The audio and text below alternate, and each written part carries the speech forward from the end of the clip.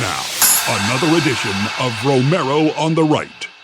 With all the recent riots because of the Ferguson, Missouri shooting and because of the death of somebody on Staten Island in New York, there's been a lot of talk about police brutality, and some of the response to that is, let's outfit all the officers with body cams. And some people say, what a great idea. And other people say, oh, I don't like that idea.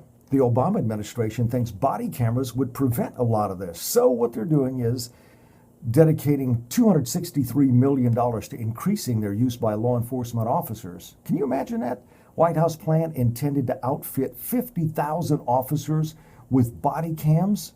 That's incredible. How about one company selling 40,000 of them, another company selling 30,000? And we're talking about $75 million earmarked for the devices from one company. That's 7 times the total revenue of that company. Somebody's going to make some money on the unrest in this country.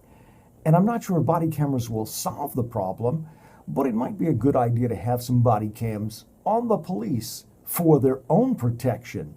Not that it's really going to matter, because nobody has ever made up their minds on the facts when it comes to police brutality or the lack thereof.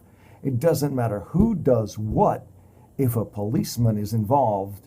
Even if he's innocent, and even if he's got the right to draw his weapon, if he defends himself or dies, there's still going to be some rioting. And to be honest, I think they should make all grand jury proceedings open to the public.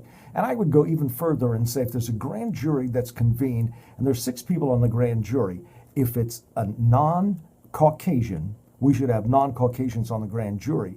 If it is an African American who's being charged as the police officer, we ought to have 6 African Americans on the grand jury just to make sure that nobody can say it's racially biased. Then what's going to happen? Man, Al Sharpton and Jesse Jackson are going to have to find different things to complain about. Because if all the evidence is presented and an African American is charged with killing another African American citizen, and the grand jury finds that person is innocent, what will Al and Jesse do? Just my thoughts. Please subscribe to Romero on the Right. There's a block somewhere around here where you can just push the button.